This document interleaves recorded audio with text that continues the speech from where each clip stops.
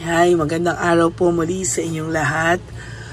For my second reading of the day today, ano po kaya ang makikita natin sa second reading of the day today? So, sana po napanood nyo na po yung first reading of the day kanina, no? Bago po kayo lumagtaw sa second reading of the day today. Yan. Kamusta po ang first reading? Na high blood po ba kayo? At kayo ang rason bakit kayo naghiwalay o bakit siya nagloko. Ayan, somehow ikaw ang sinisisi niya. So tingnan po natin kung ano po ang second reading of the day today.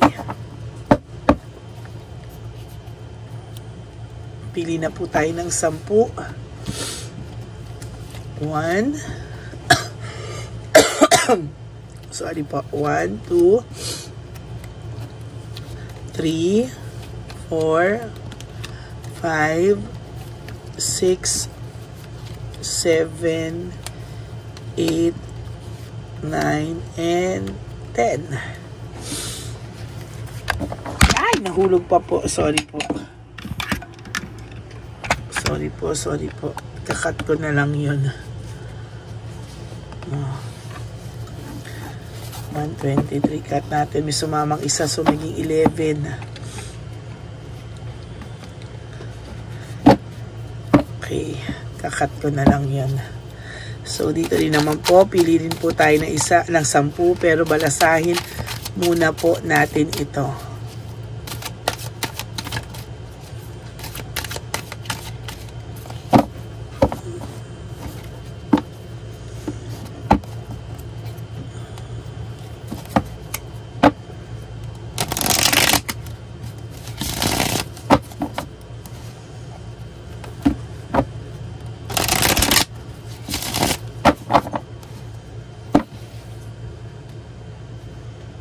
Okay, 1, 2, 3, 4, 5, 6, 7, 8, 9, and 10. O, 11 natin para pantay ron sa isa. Huwag niyo pong skip ang mga ganito because, you know,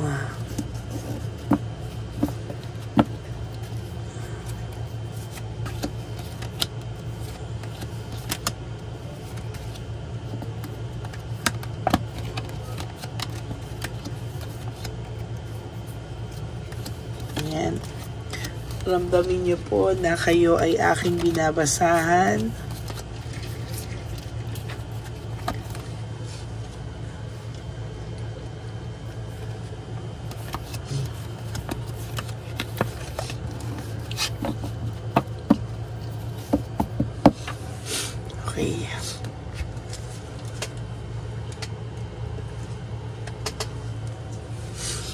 Okay, tingnan po natin ano po ang makikita natin sa first reading of the day today. Second. Carelessness, no? Hindi po na naging maingat ang inyong person sa mga ginawa niyang desisyon.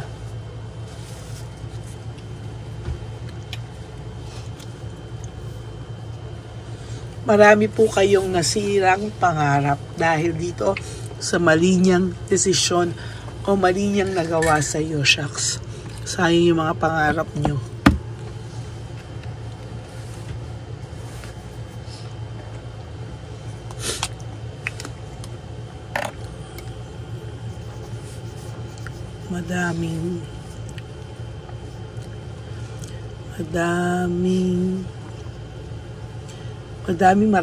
Marami pala. Maraming nasirang plano at pangarap nyo.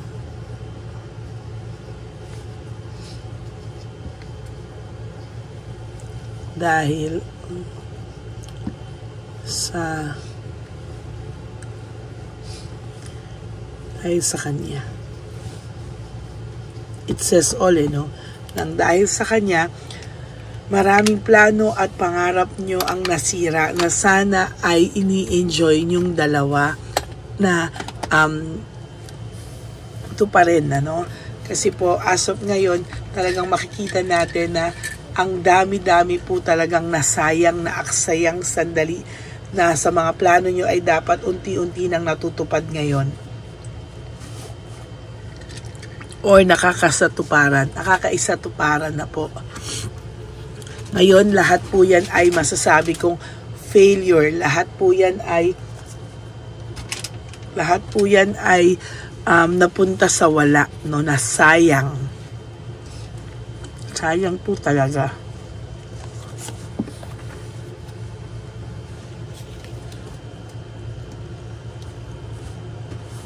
Gusto man po niyang ibalik, pero hindi na po niya maibabalik.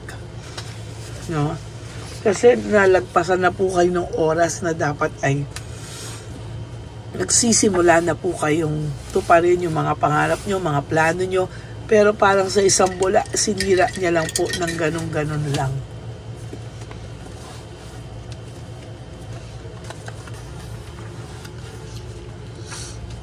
There's home celebration, naging masaya po sana kayo ngayon.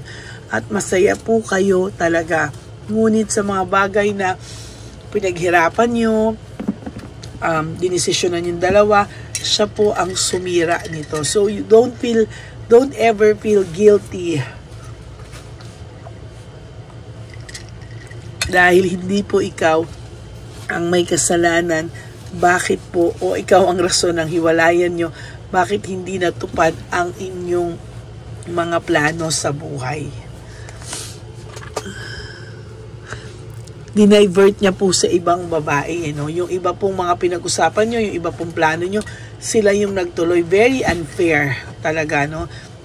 Naging unfair po talaga ang person mo sa'yo.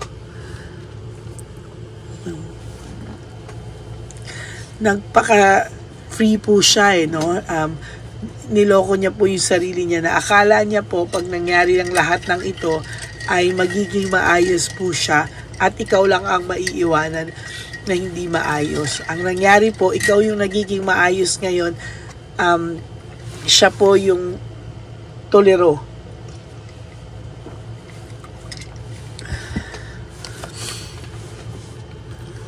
Ayan o, kahit pinaparusahan na siya, kahit panay karma na siya, ayan o, patuloy pa rin po ang pagyayabang. As a matter of fact, mayabang po talaga itong taong ito. Punong-puno po ng pride na siya ay successful, na siya ay masaya, na sila ay masaya. Pero the truth is, hindi po, no, marami po siyang emptiness na nararamdaman sa kasalukuyan. As a matter of fact, sabi ko nga lang, emptiness eh. Pero ito po, high level of scrutiny. Meaning, may mga times po na pag nagkakasakitan po sila, talagang dumarating po siya sa oras o time na naaalid-badbaran siya sa karelasyon niya ngayon. Sa iyo po ay merong mga rewards, no, sa iyong paghihirap, fruit of labor, meaning po may mga meron po sa iyong nagaganap or magaganap na blessing, no. You just have to wait for that, pero madarating po yan sa tamang panahon. Loss of balance, disorganized, ang taong pong ito ay walang balanse sa ngayon, no. Talagang makikita mo po dito na kahit papano siya po ay wala sa wisyo. Most of the time, ina-avoid niya po ang pakikipag-away sa kanyang current partner or kay Chabilitang Palaka or kay Shokoy. Why? Because there's conflict here, no?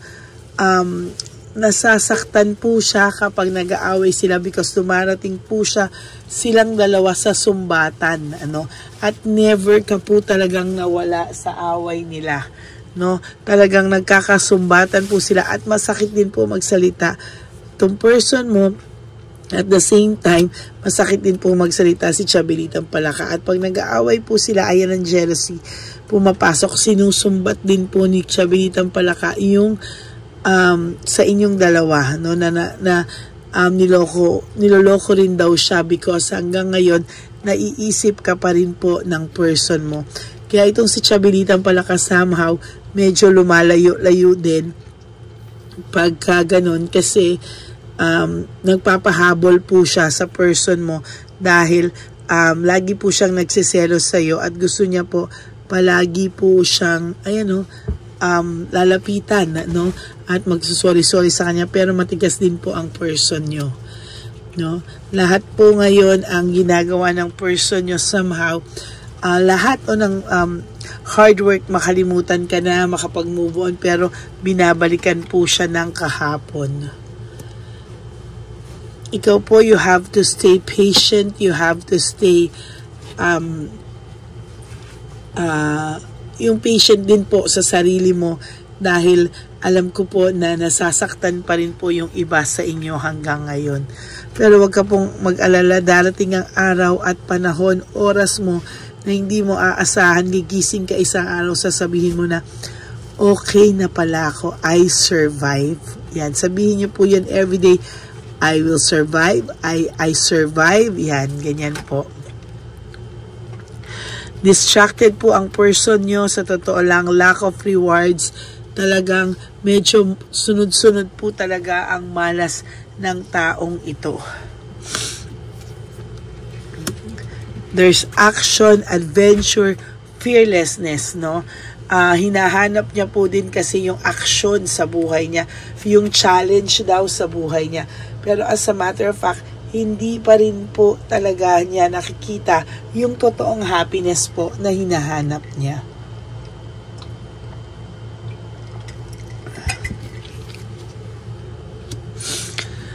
Failure and jobless. Sa nakikita ko po dito, kahit anong gawin niya po sa buhay niya ngayon, ay talagang sabi ko nga po, nagkakaleche-leche siya.